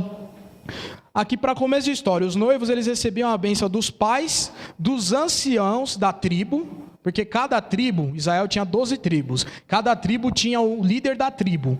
Então o casal vai casar? Legal, recebia a bênção dos pais da moça e do moço, eles se concordavam. Depois recebia a bênção do ancião da tribo, dos amigos, depois os amigos e familiares ajudavam no preparativo. Aí aqui as damas da noiva iam à porta da tenda ou da casa da noiva no anoitecer, fazia ali uma serenata, geralmente que está escrito Salmo 45 era o que era cantado, Salmos 45. O noivo recebia uma comitiva, e essa comitiva ele ia para a casa da noiva, com as suas lamparinas e azeites e tochas com panos embebidos em azeite. E ali casava-se diante de suas famílias, para só depois serem conduzidos pelos pais da noiva à casa onde eles iam morar, ou a tenda, ou a câmara nupcial, e ali no sexo que o casal ia ter, se consumava o casamento. Era isso o casamento do judeu. É até bom para você entender a parábola das 10 virgens, que ninguém entende isso daí, porque não entende como é que era o casamento, né? Então, na verdade, lá as 10 virgens não era a noiva, né? Porque Jesus não vai ter 10 noivas, né? Jesus vai ter uma noiva, que é a igreja. Mas ali eram as damas, né? De honra, que fala ali na parábola das 10 virgens, só aproveitar o gancho para explicar isso. E ali elas iam ao encontro do noivo, porque depois eles iam para a casa da noiva, para concretizar o casamento. Só que o interessante disso, na cultura deles, que no dia seguinte, a mulher pedia autorização para o marido, e ali o marido autorizando, ela estendia no varal, ali de fora, um lençol tinto, e ali comprovava a virgindade daquela moça. Ou seja, na cultura deles, virgindade era uma coisa que se valorizava. Na cultura do Brasil hoje, não. Mas isso é o que acontece. A repercussão era tão grande que os vizinhos iam tudo de manhã para a casa do recém-casado. Vamos ver se vai pendurar o lençol. Vamos ver se vai pendurar o lençol. Se não pendurar o lençol é porque essa daí era 7-1, né? Era assim que funcionava. Agora, a lei fala sobre isso para eles de uma forma muito séria. Por exemplo, em Israel, se o camarada lá fizesse o sexo antes de casar e fosse descoberto, levava ele presença dos líderes da tribo, dos juízes da tribo, e ali que ele tinha duas opções que na verdade acabava sendo uma só. O que era a opção dele? Ele falou: você fez isso, né, camarada? Legal você, né? Então agora você vai pagar danos morais para o pai da noiva, e você vai casar com ela, e você não vai ter direito ao repúdio, que o repúdio era o divórcio. Ou seja, você vai casar com ela e nunca mais vai descasar. Ah, qual é a segunda opção? Você vai ser morto. Ah, não, então tá bom, vou ficar com a primeira. A cultura diz isso. Onde está escrito isso? Ah, pregador, você está falando da sua cabeça. Onde está escrito isso? Deuteronômio 22, do 28 e 29. Está escrito isso. Deuteronômio 22, 28 e 29, capítulo 22, versículo 28 e 29, está escrito isso. Era assim que funcionava, assim que a banda tocava, né, como diz o ditado. E olha que detalhe, essa brecha da lei era só se fosse namoro. Se o camarada fizesse isso e fosse noiva, o negócio era mais sério. Outra coisa, a noiva, se traísse o marido, a punição era de adultério. Mata os dois. Ah, mas não casou ainda, não interessa. Ela era uma moça desposada, prometida. Ela já estava noiva. Porque hoje não se faz diferença entre namoro e noivado, né? Fala que o noivado é só para ganhar presente dos padrinhos, né? Mas naquele tempo, não. O noivado você já está praticamente casado. Praticamente casado. Por que eu estou falando isso? Porque aí vem a pergunta para você pensar. Deuteronômio não foi a revelação de Deus para Moisés? Se você crê como eu creio, você vai dizer que foi. Então, se Deus que revelou para Moisés dessa forma, é a mesma coisa de dizer que Deus que instituiu o padrão. É condição, irmão. Condição está intrinsecamente ligada a essa condição. Se Deus deu essa revelação a Moisés dessa forma, quer dizer que Deus sim se importa com essas questões. Deus sim vê importância nessas questões. Ainda que a sociedade não vê, né, e muitos jovens não vê essa questão, Deus ele vê essas questões. Para Deus importa sim. Até porque a própria questão de fazer o sexo precoce, sem ser no casamento, vai te trazer uma série de situações. Primeiro, parte física, vai modificar, principalmente para a moça. E a maioria das vezes o corpo não está nem totalmente desenvolvido. Segundo, psíquico. A maioria das vezes não ocorreu um amadurecimento mental ainda, você foi no impulso. E terceiro, espiritual. O sexo fora do padrão de Deus é pecado, e o pecado afasta o homem de Deus. Então Deus ele se importa com essas questões. Ah, mas ninguém prega mais isso. Não importa, está na Bíblia. Se ninguém prega, outra coisa, mas está na Bíblia essas questões. Agora, fora esses prejuízos, eu vou mencionar ainda o seguinte: quem adianta, né, os cavalos na frente dos bois, como diz o ditado, primeiro que corre o risco de perder o encanto, né? Então o casal está namorando, é maravilha, né? São apaixonados, benção pura, quero casar com ela, quero casar com ele. Faz ali o ato sexual, corre-se o risco do encanto acabar. Principalmente o menino, né? Ah, já conseguiu o que eu queria, agora eu vou tentar ciscar em outro terreno. É o risco. Segundo, a discriminação da família quando ela descobre, principalmente a família da igreja. E outra, notícia corre, viu? Você falou para sua melhor amiga, já está a igreja inteira sabendo. É assim que funciona a coisa. Então você vai ter que arcar, né? Se você ainda preza pelos valores morais, né, cristão, você vai ter que arcar com isso. Segundo, o terceiro, sentimento de culpa. E o quarto, que eu já vou entrar aqui também, o risco de uma gravidez. É o risco.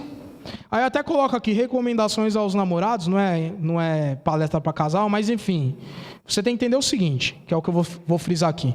Namoro é um processo de conhecimento e não sensação de prazer. É isso. Você não namora para ter prazer, você namora para conhecer, visando casar. É isso. Então, quem vai determinar a idade que você vai namorar não vai ser eu. Você namora, se é adolescente que é namorado, você namora. Agora você tem que entender que você namora para casar. E aí uma coisa puxa a outra. Você tem 15 e quer casar com 25, você vai ficar 10 anos e vai se aguentar mesmo? Porra, parabéns para você, hein? Vamos ser sinceros? Parabéns para você. Então namore no tempo certo. Então, resumindo, evitar namorar muito cedo. Afinal, não se namora para curtir, se namora para casar. E a questão da gravidez indesejada, eu peguei aqui da revista Época, abril de 99. Os dados devem estar desatualizados, mas esses dados nunca melhoram, só piora. Então, só para a gente ter base, de 30% das meninas de 15 a 19 anos, segundo essa pesquisa, já tem vida sexual ativa. 14% delas usa anticoncepcional, 18% delas engravidou uma vez, pelo menos, e aí já entra numa outra situação que é do aborto. 54% alegaram que a gravidez foi indesejada, não queria engravidar, engravidou por acaso. E apenas 4% se previnem contra doenças sexualmente transmitíveis. Agora, quais as consequências de uma gravidez indesejada? Causas de uma gravidez indesejada, melhor dizendo. Primeiro, a falta de uma boa educação em casa. Falta de educação em casa. Se os pais são liberais, vai ter um negócio. Porque é o seguinte, tem pai que é o seguinte, tem até o quartinho para o filho namorar com a namorada. Estou falando uma coisa que eu já vi acontecer. O próprio pai já fez o quartinho. Ah, é melhor meus filhos namorar em casa do que namorar na rua. Esse pai vai ganhar um presente, né? Vai ser avô. É o que ele vai ganhar. Ele vai ganhar um presente, vai ser avô. Ou ele esqueceu tudo que ele viveu na vida, né? Que não vai vir da cegonha, não. Ele já preparou tudo ali, já deixou tudo já pronto para a situação acontecer. A liberdade sexual avançada, quando a pessoa não tem o discernimento de o pudor, que não é o momento, né? Muitas das vezes o desejo de se libertar, aí eu coloquei rebeldia, né? Quer mostrar rebeldia contra o pastor, quer mostrar rebeldia contra os pais, aí acha que esse é o caminho. Autoafirmação, para demonstrar maturidade. A ausência de um relacionamento com os pais, tem um índice muito maior em caso de pais separados, que não tem muito relacionamento, não tem a presença dos pais. E muitas das vezes a menina cede por medo de perder o namorado. É a pior das coisas, quando você ceder é aí que você vai perder mesmo. Mas está aqui nessa estatística. E as consequências dessa gravidez? Vai te trazer prejuízo nos seus estudos, vai trazer impacto social na sua cabeça, quem é moça, a gestante, sentimento de culpa, abalo na vida espiritual, riscos dessa gestação, principalmente se o corpo não estiver completamente formado, não aceitação de família, rejeição de amigos, etc., e até do próprio pai da criança. Que o que tem no Brasil é recordista, escuta isso, é recordista em número em registros geral, RG, que só tem o nome da mãe. Recordista. O brasileiro é campeão de fazer filho e não assumir. Por isso que a lei hoje da pensão alimentícia é mais dura do que outras leis. Porque o brasileiro é campeão nisso. Faz o filho e depois fala, se vira. Quero saber. É campeão. Números que foi feita uma pesquisa e números altíssimos que fala que no Brasil é onde mais tem RG que só tem o nome da mãe. O nome do pai não tem. Porque o pai não quis registrar. Então você, moça, é que tem que se prevenir. O homem também, mas sobretudo a mulher.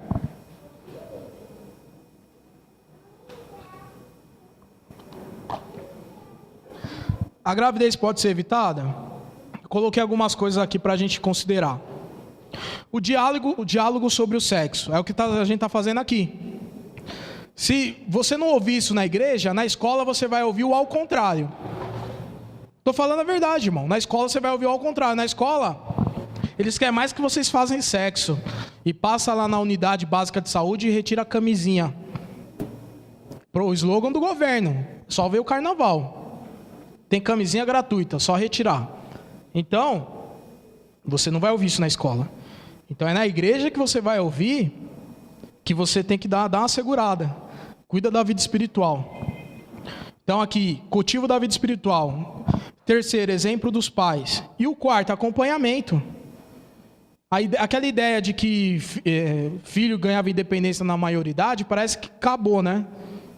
Porque antigamente pais impunham mais a educação, ao ponto de falar, enquanto você estiver debaixo do meu teto, você está debaixo da lei aqui, da lei familiar. Hoje não, hoje parece que o jovem adolescente manda mais que os pais, é uma inversão de valores,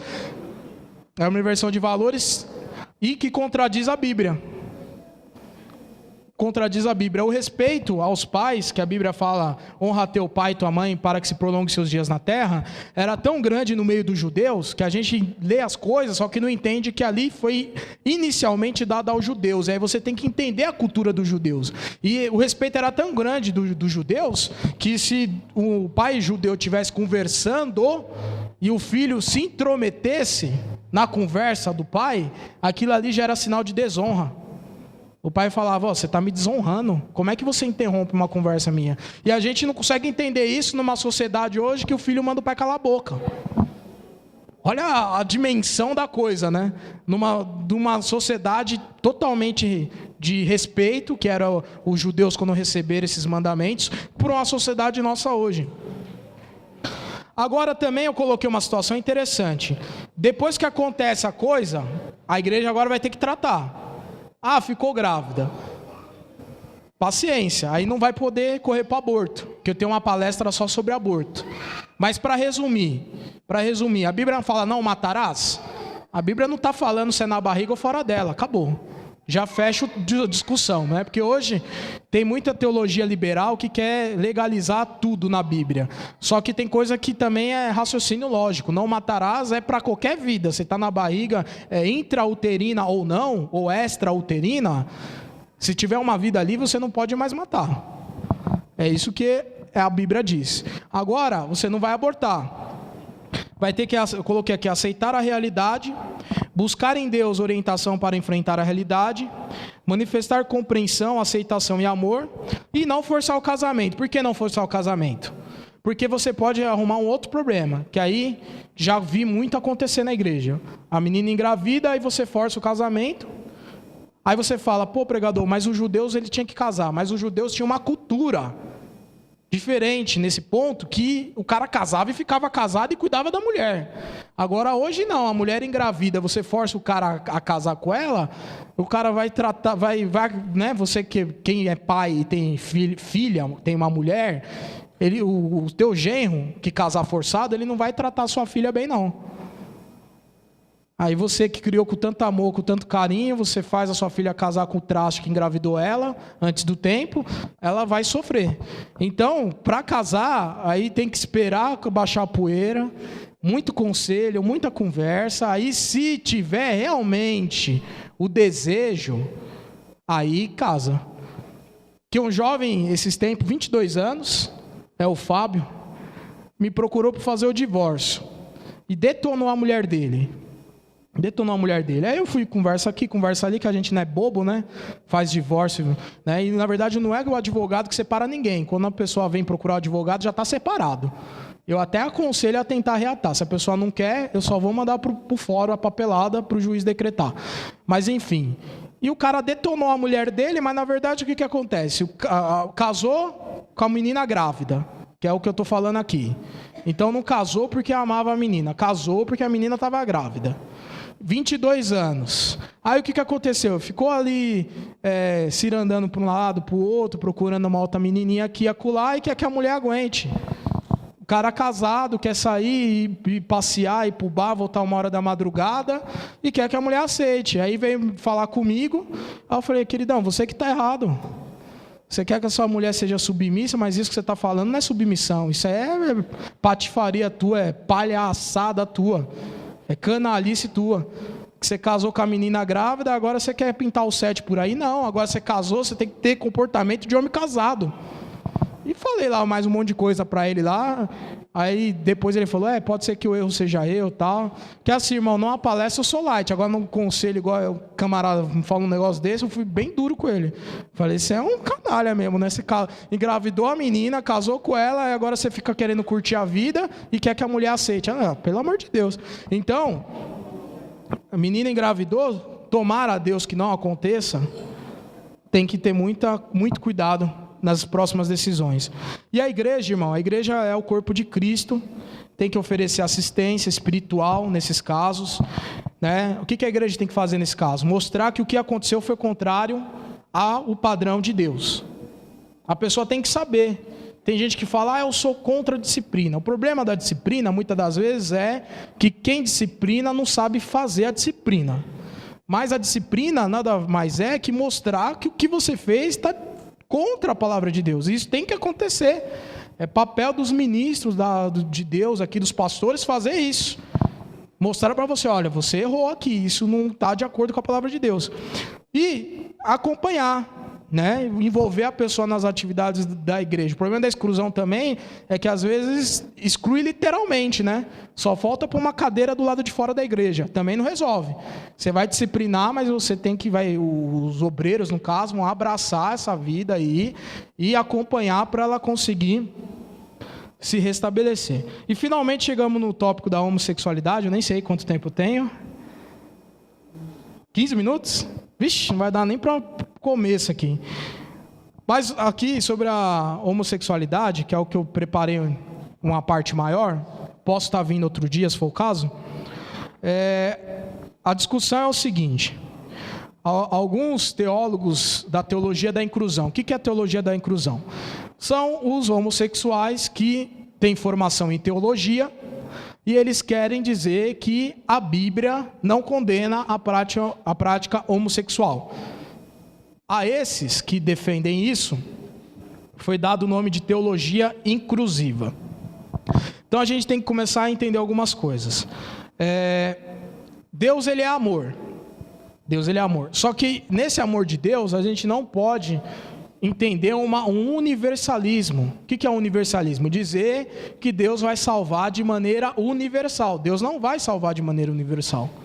Não serão todos que serão salvos. Primeira coisa. Segunda coisa, Deus, ele é amor. Mas ele ama o ser humano, mas ele não vai se agradar do pecado que esse ser humano pratica. E é interessante, eu coloquei aqui um texto da Bíblia, que, vamos estar lendo aqui, Marcos 1:15, eu tenho uma tradução aqui, Almeida Corrigida Fiel. Eu vou estar lendo aqui que eu tenho pouco tempo, diz assim: e dizendo, o tempo está cumprido, o reino de Deus está próximo, arrependei-vos. Essa palavra arrependei-vos, que está aí, ela no grego é metanoi. O que significa metanoi? Aí você já vai entender o que é se arrepender. Metanoi significa mudança profunda e radical da mente, incluindo faculdade de percepção, compreensão, emoções, juízo e vontade que o Espírito de Deus opera no homem, na experiência da salvação. É quase um sinônimo de regeneração, arrependimento. Ou seja, quando em Marcos 1:15 fala arrependei-vos, fala de mudança. Então, o evangelho de nosso Senhor Jesus Cristo, ele é um evangelho de inclusão social. Mas ele, sobretudo, é um evangelho de transformação. Então é aquela ideia que você vem como você está, mas você não vai permanecer do jeito que você está. Porque o processo da salvação qual que é? É a justificação, somos justificados pelo sacrifício vicário de Cristo na cruz, mas depois nós entramos na regeneração. E essa regeneração é tornar novo. E depois que você se torna novo, é a santificação, que é a separação. Então, absolutamente, Deus ele quer mudança. Então, o homossexual ele aceita Cristo, ele vai mudar. A mesma coisa, o prostituto aceita Cristo, ele vai mudar. Porque essa palavra pecado, só para te dar uma definição, que significa no grego armatia, o dicionário do Novo Testamento grego diz que significa pecado. Estado da alma ou da mente, princípio ou atitude pecaminosa, agregado a pecados cometidos por uma pessoa. Pecado como um princípio e um poder, ofensa e violação da lei divina. Então isso é pecado, você está violando a lei divina. E Deus, ele deu a sua lei, a sua palavra. Você tem que entender o seguinte: se nós somos criaturas, obviamente temos um Criador. Se temos um Criador, esse Criador ele tem uma maneira de vida para as suas criaturas viverem. Ou seja, ele tem uma forma com que ele quer que eu e você vivamos. E não é a forma que nós decidimos para nós que é o que vai agradar a Deus. Não é assim. Aqui também coloquei aqui, tradução Almeida, revisada e atualizada, aqui 2 Coríntios 5,17, que diz assim: e assim, se alguém está em Cristo, é nova criatura, as coisas antigas já se passaram, eis que se fizeram novas. Ou seja, tem um condicional aqui, se é que você está em Cristo, é uma condição, então as coisas velhas passou. O que você fazia antes, você não vai fazer mais. Tem mudança. Agora, o que a teologia inclusiva quer fazer é o homossexual vir e permanecer da forma que está. Por isso que hoje você tem, aqui em São Paulo, né, você tem a Igreja Cidade de Refúgio, que é da Alana Holder, na Avenida São João, que ela fala, não, Deus aceita qualquer condição de pessoa. Não, Deus não aceita qualquer condição de pessoa. Cuidado com isso, Deus não aceita. Lá no Rio de Janeiro tem uma outra igreja também nesse mesmo segmento, que é do Marcos Gladstone. E agora tem uma Bíblia, né, um teólogo da teologia inclusiva, que é a Graça sobre Graça. E ele faz até comentários de versículos, que eu até me comprometi a trazer aqui para a gente debater, não sei se vai dar tempo. Porque ele distorce os versículos. Eu trouxe várias referências de livro aqui, mas vou ler só uma, que eu acho bem pertinente, que é de um escritor chamado Derek Williams. O que ele fala sobre o homossexualismo? Aqui, embora muitos entendam que a Bíblia não trata especificamente da condição homossexual, não resta dúvidas de que ela contém a condenação explícita da conduta homossexual, da qual a abrangência deve ser determinada com cuidado. Inclusive, ele diz aqui, argumenta-se que o pecado condenado nas histórias de Sodoma, Gênesis 19, e Gibeá, Juízes capítulo 19 e 20, por exemplo, é a tentativa de um estupro homossexual, não uma relação homossexual consentida.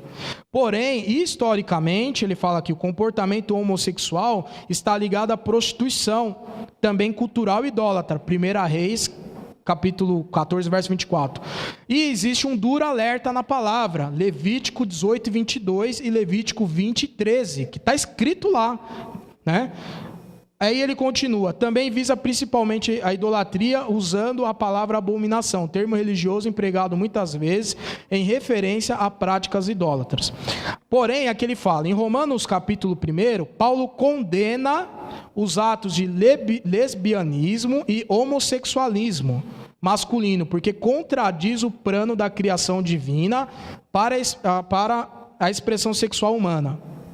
Paulo condena também em 1 Coríntios 6, 9, ele diz que homossexuais não herdam o reino, mas ele coloca uma nota de redenção, que tais fostes alguns de vós. Então na igreja de Coríntio tinha ex-homossexuais, que ele mesmo diz, tais fostes, não é mais, foi, deixou de ser. Em 1 Timóteo 1 e 9, ele coloca também a condenação dos atos homossexuais das relações heterossexuais fora do casamento. Para Paulo, a condenação do Senhor de tal comportamento, como Criador, Legislador e Rei, era plenamente clara. Ou seja, esse comentarista está dizendo, tá na cara que é condenado. Agora, da onde vem a discussão? A discussão vem de teólogos que não conseguem se libertar, essa que é a grande verdade, ou não querem se libertar, e eles querem manipular os textos da palavra de Deus e distorcer a interpretação. E aqui eu tinha algumas coisas aqui, vou tentar citar rapidamente. Eles querem, ou seja, em outras palavras, distorcer a palavra. E estão ali ganhando adeptos, muitos estão sendo agregados e estão enganando a muitos. Mas eles estão distorcendo a palavra. Inclusive essa Bíblia chamada Graça sobre Graça, segundo me informaram, eu não tive tempo de examinar, até os versículos como Levítico 18, 22, por exemplo, que é claro que condena o homossexualismo, eles dizem que tiraram fora. Então assim fica fácil defender qualquer coisa, né, irmão? Tudo que condena a minha atitude, eu tiro fora da Bíblia, então eu estou manipulando, né? Estou manipulando. Outra coisa que eles falam também, alguns defensores da teologia inclusiva tentam interpretar que as traduções bíblicas que apresentam a condenação de Deus à prática da homossexualidade estão erradas. Então eles querem falar, não, a tradução está errada. Mas parem e pensem, irmão, eu até coloquei aqui. Será que somente teólogos da teologia inclusiva é que tem competência para traduzir a Bíblia, em detrimento de todas as versões que já foram traduzidas e apresentadas por tantos séculos? É uma pergunta. Você tem um monte de tradução que condena. Só a tradução deles está correta? Para pensar. Será que todos os tradutores, exegetas, hermeneutas, bíblicos erraram só nessa parte da homossexualidade? É outra pergunta. Então eu fico com a tradução que eu tenho. Então só eles estão certos. Então a homossexualidade e o cristianismo são incompatíveis. Não tem como você querer defender isso. Aí eu vou citar só os versículos aqui, rapidamente, e prometo que vou estar encerrando. Por exemplo, 1 Coríntios 6, 9. Eu trouxe aqui, só a tradução, só vou comentar aqui, 1, 2, 3, 4, 5, 6, 7, 8. 8 traduções diferentes eu tenho aqui, mas vou citar uma só. E as 8 estão em harmonia, condenando o homossexualismo. 8 traduções de Bíblia diferentes. Mas eu vou citar só a Almeida Corrigida Fiel, que é uma versão de tradução. 1 Coríntios 6, 9 diz assim: não sabeis que os injustos não hão de herdar o reino de Deus? Não erreis, nem os devassos, nem os idólatras, nem os adúlteros, nem os efeminados e nem os sodomitas. Então Paulo, quando escreveu Coríntios 6, 9, já está dizendo que efeminados e sodomitas não entrarão no reino de Deus. Outra coisa aqui também. O texto é claro em relação à condenação acerca dos pecados relacionados. Aí outra pergunta. Será que todos os eruditos, né, que são os comentaristas da Bíblia, envolvidos na tradução de todas as versões da Bíblia, estão equivocados? Eu acredito que não, né? Quem está equivocado é os gays que quer fazer a Bíblia gay e quer fazer lavagem cerebral na igreja.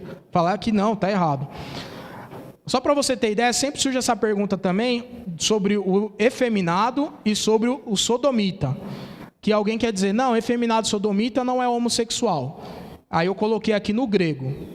Então, efeminado, a palavra grega é malakoi. E o sodomita, a palavra grega é arsenokoitai. O que significa? Malakoi pode ser traduzido por mole, brando, doce, agradável, fácil, complacente, sem forças nem vigor. Mas nesse contexto, que é a interpretação da Bíblia, hermenêutica, o que quer dizer? O texto foi escrito num grego koiné. O grego koiné é o grego popular que se falava na época. E o termo tem, além do significado lexicográfico, também um significado semântico da palavra. Isto quer dizer o quê? A relação do termo dentro do enunciado. Você tem que entender essa palavra dentro do texto. Ou seja, o contexto fala de diversas práticas pecaminosas e essa palavra também pode ser trazida como efeminado. Então, o efeminado, o homem que submete seu corpo à concupiscência, né, aos desejos carnais, às paixões carnais, de forma desnatural. O que é o natural? O homem com mulher. É como traduz também um outro termo do léxico do Novo Testamento grego-português. Agora, essa outra palavra, né, que seria os sodomitas, arsenokoitai, essa palavra também é traduzida por homossexual, sodomita ou pederasta. No léxico grego do Novo Testamento, explica o seguinte, o termo como sodomita é alguém que se deita com um homem como se fosse mulher. Então o texto é claro, o Novo Testamento foi escrito no grego. Você pega essas palavras que foram traduzidas para o português e você vê essas palavras, essas mesmas palavras no original grego, nas traduções mais antigas que nós temos, é o mesmo entendimento. Agora, os teólogos da teologia inclusiva não, quer dizer que não, está traduzido errado. Ou seja, eles estão manipulando. O texto bíblico diz exatamente o que quer dizer, que a prática homossexual é pecado e um comportamento reprovado por Deus, portanto, incompatível com o cristianismo. Um outro texto aqui, Romanos 1, 24 ao 27. Eu vou ler só, eu tenho aqui também tradução, depois que se alguém quiser saber, eu tenho 1, 2, 3, 4 traduções desse versículo, eu vou ler uma só, versão corrigida fiel. Romanos 1, 24 e 27. Por isso também Deus os entregou às concupiscências de seus corações, à imundícia, para desonrarem seus corpos entre si. Pois mudaram a verdade de Deus em mentira e honraram e serviram mais a criatura do que o seu Criador, que é bendito eternamente. Amém. Por isso Deus os abandonou às paixões infames. Aí aqui entra o assunto. Porque até as suas mulheres mudaram o uso natural, no contrário à sua natureza. E semelhantemente também os homens, deixando o uso natural, se inflamaram em sua sensualidade uns para com os outros, homens com homens, cometendo torpeza e recebendo em si mesmo a recompensa que convinha do seu erro. Ora, o texto é claro. Aí o teólogo lá da teologia inclusiva quer dizer que não, isso aqui não é o que está querendo dizer. O comentarista Russell Norman Champlin, sobre esse texto, ele fala o seguinte...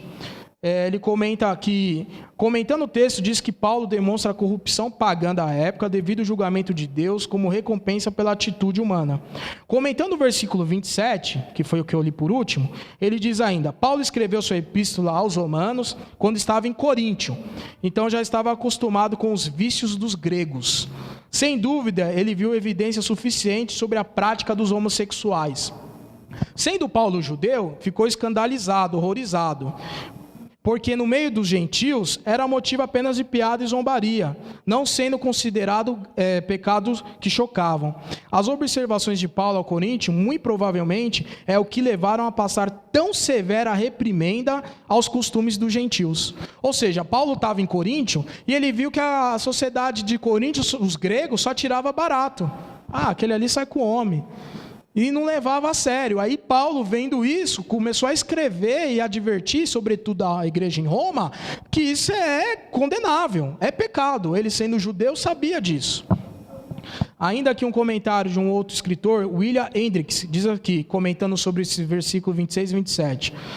Agora, Paulo não está tratando mais de imoralidade sexual, em termo geral, mas está falando de algo específico, repugnante, que é a homossexualidade.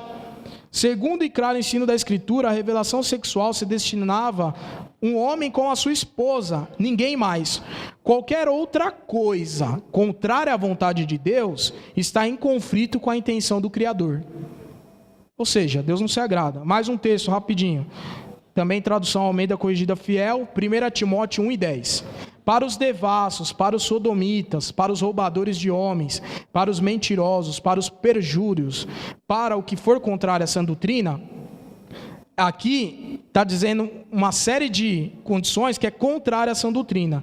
Então, mais um texto que a prática homossexual é relacionada, entre outros pecados, asseverando que tais práticas são contrárias à verdadeira doutrina bíblica.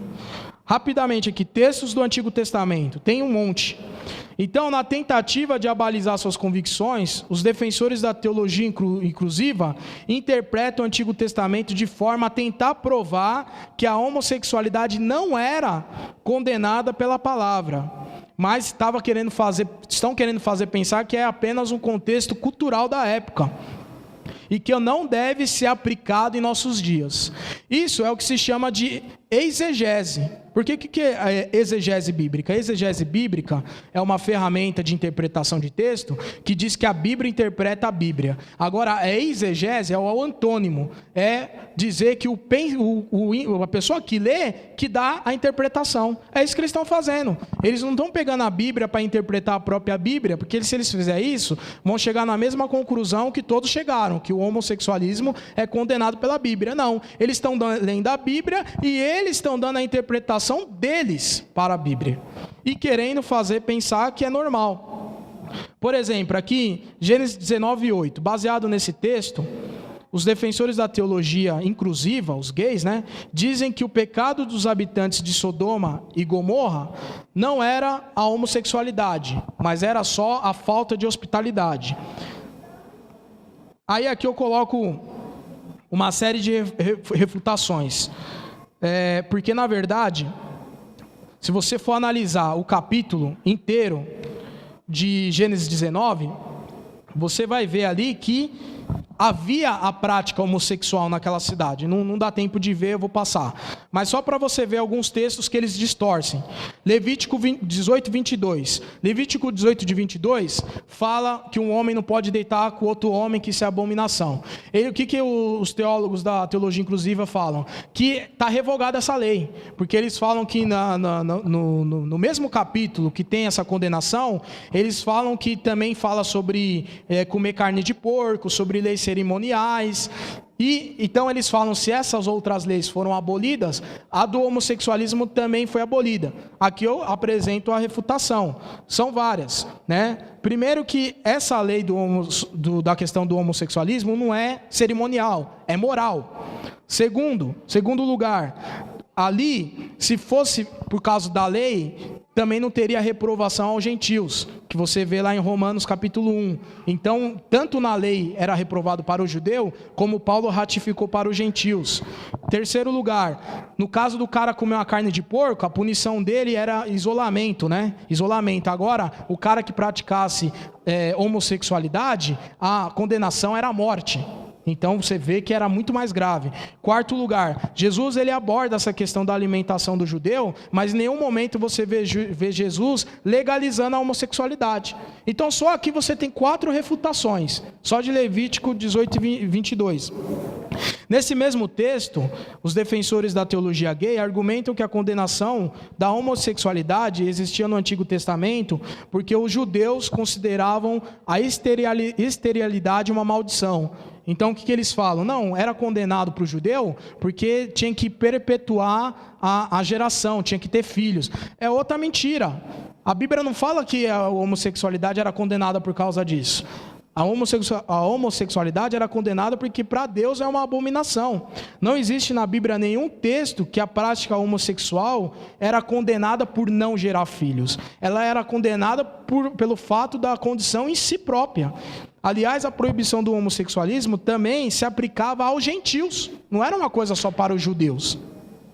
Outro texto que eles distorcem, que é Deuteronômio 23:17. O que eles defendem nesse texto? Nesse texto eles defendem que a Bíblia somente condena a homossexualidade cultural, que seriam aquelas práticas homossexuais para adorar uma divindade pagã, eles fazem uma ligação com a idolatria. Outra mentira, a homossexualidade ela é condenada em qualquer contexto.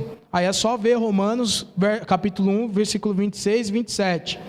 Outra que eles distorcem, 1 Samuel 18, verso 1 e verso 4, texto conhecidíssimo, que ali fala da relação de amor de Davi e Jonatas. Então, a teologia inclusiva defende que Davi e Jonatas eram dois gays. E aí fala que 1 Samuel 20, verso 4, que fala do beijo, eles falam que eles se beijavam. Aqui tem uma série de refutações aqui. Primeiro, Davi amava Jonatas porque Jonatas cuidou de Davi e ali foi um substituto do pai para Davi, porque a diferença, segundo a história, os historiadores, era Davi um garotinho e Jonatas já era um homem formado, e Davi aprendeu tudo com Jonatas. Então o amor de relacionamento que Davi tinha por Jonatas era de um amor paternal. Segundo, aqui eles falam do beijo que aparece em 1 Samuel capítulo 20, verso 41. A Bíblia fala dos usos e costumes do judeu. Os judeus se cumprimentavam com o ósculo santo. Todo judeu dava um beijo no rosto. Era um costume também. Então eles não podem pegar isso aqui para querer dizer que Davi era gay. Terceira refutação.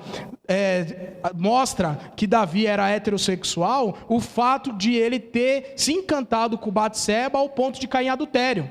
Mostra a orientação sexual que Davi tinha, que era heterossexual.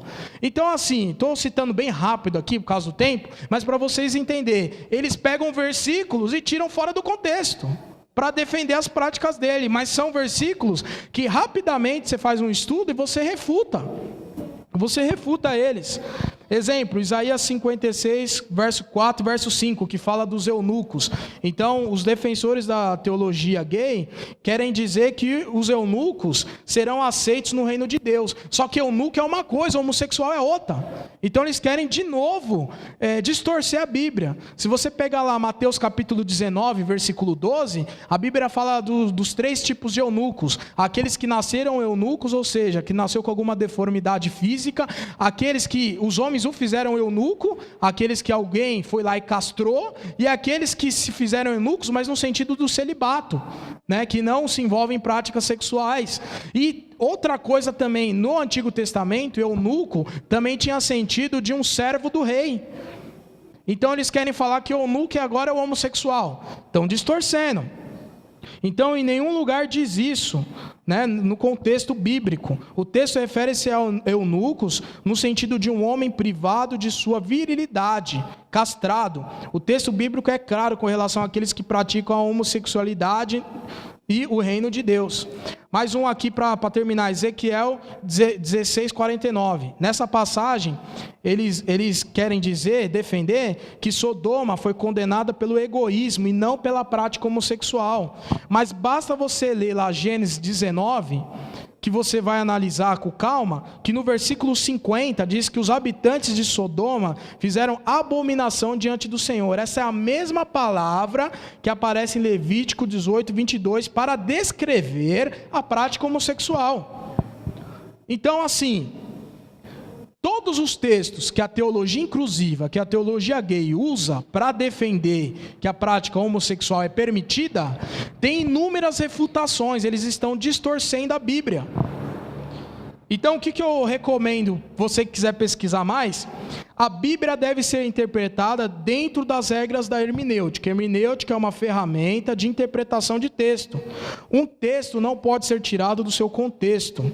O estudo ele tem que ser paciente, com calma, detalhado, vendo os textos bíblicos, né, o seu contexto imediato, que é o contexto do capítulo que você lê, e o contexto imediato, que é os outros textos que dão base. Ou seja, não se pode criar uma doutrina num versículo isolado. Você tem que ter mais um versículo para apoiar qualquer doutrina bíblica. Então, resumindo, os gays aí estão criando igrejas gays, distorcendo a palavra de Deus. É isso. Agora, o que a igreja tem que fazer? A igreja, ela deve amar o homossexual, mas você amar o homossexual é você também dizer para ele que a Bíblia rejeita a prática da homossexualidade e condena. Condena. Porque se eu amo o meu irmão, eu corrijo o meu irmão. Provérbios diz isso, que um homem afia a outro homem, um irmão afia a outro homem. Isso é amar. Amar não é ser conivente, amar não é fazer vista grossa. Porque se você conhece um homossexual e você faz vista grossa, você está vendo ele caminhar por inferno. E é isso que eu queria expor aqui rapidamente. Eu ia fazer uma análise mais concatenada, com mais calma, mas eu quero também estar respeitando o horário. Sobre essa teologia inclusiva, é isso. Estão distorcendo a Bíblia. Se não bastasse distorcer a Bíblia, agora veio com essa Bíblia graça sobre graça, que o escritor que comenta essa Bíblia se chama Marvel, e esse cidadão aí faz notas e comentários no rodapé dessa Bíblia, querendo defender. Então o que você mais vai ouvir é o seguinte, de homossexuais que defendem a teologia gay, é que aquilo era cultural. Não, aquilo era cultural. Aquilo era para aquela época, de maneira nenhuma. Aquilo não era cultural, porque aquilo foi dito para judeu, aquilo foi dito para grego, aquilo foi dito para romano, e a palavra de Deus, ela permanece para sempre. Aí eu quero passar aqui para o pastor André, não sei se vai ter pergunta, não sei se dá tempo. Como é que a gente vai fazer? Eu corri bem aqui, mas felizmente o assunto dá caldo, né? O assunto rende bem. Você que manda. Você está com a palavra aí, se precisar, estamos à disposição. Só queria um copo d'água aí, não sei se é possível. Uma aguinha, Aleluias. Louvado seja o nome do Senhor. Tudo o que nós ouvimos aqui nesta tarde foi muito simples, verdadeiro e objetivo. O nosso propósito é trabalhar os desafios do nosso tempo. Pastor Wagner, se alguém tiver um papel e quiser fazer alguma pergunta sobre o que foi falado, ele está aqui. Enquanto eu falo, você pode formular sua pergunta, que ele ainda pode te responder. Eu só pedi para o Anderson, antes você está com... Eu pedi para o Anderson achar uma imagem que eu achei muito interessante um tempo desse. Um conhecido meu, na verdade um amigo da igreja, não é daqui. Ele... Cadê Anderson? Acho que... Alguém já viu essa imagem na internet? Não sei se os irmãos estão debaixo do mezanino, estão vendo. O desafio, o nosso desafio do nosso tempo, o desafio com relação ao conflito moral, o conflito ético, é que o mundo tem um esquema e ele quer nos colocar nesse esquema. Enquanto isso, vão pensando nas perguntas, se alguém quiser produzi-las. E aqui, pastor Tony, está aqui uma pessoa com uma cruz que simboliza o cristianismo, dizendo: pedimos desculpa pela forma como a igreja tem tratado vocês. Nós queremos ser melhores, te amamos, somos iguais. E uma personagem que, se fosse do Islã, remontando Maomé, o autor dessa charge já tinha morrido. Mas é uma personagem que tipifica Cristo, abraçando um gay e uma lésbica. O desafio do nosso tempo, o desafio dos nossos adolescentes, dos nossos jovens, é se manterem firmes diante de um desafio como esse. Eu não sei, mas alguém aqui pode ter na família alguém que se tornou lésbica, ou alguém que se tornou gay. E como tratá-los? Como disse o pastor Wagner: com amor, com carinho, mas com o peso da verdade e da palavra. Eu tenho uma experiência. Uma vez eu entrei numa empresa e para me sociabilizar, irmã Luzinete, eu comecei a ser agradável no ambiente de trabalho. E quando eu me percebi, eu não estava produzindo, mas eu estava ouvindo piadas que não agradam a Deus.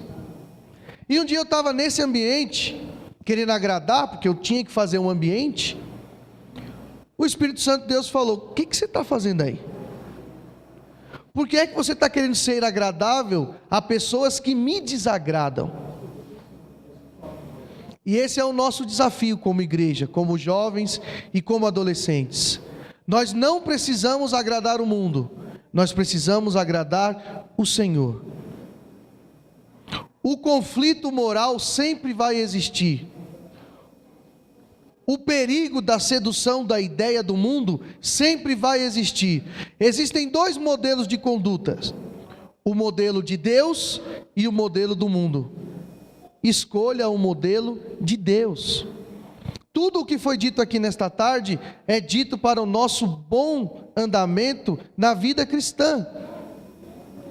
Caminharmos de maneira sadia e felizes para o céu. Amém? Então foi um jovem de uma outra igreja, compartilhou na rede social. E ele é crente, o status dele é de crente. Mas ele estava pedindo desculpa por uma coisa que Cristo não vai pedir desculpa. Você, cristão, você jovem, adolescente, crente, você não precisa pedir desculpa para o mundo, porque o seu comportamento é diferente do mundo. Na verdade, você tem que continuar tendo um comportamento diferente para contrastar com o comportamento do jovem e do adolescente do mundo. Amém?